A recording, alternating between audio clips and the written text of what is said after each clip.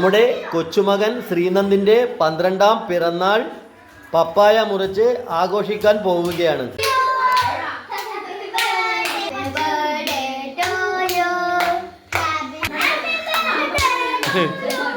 അമ്മക്കച്ചെല്ലാം കൊടുക്ക്.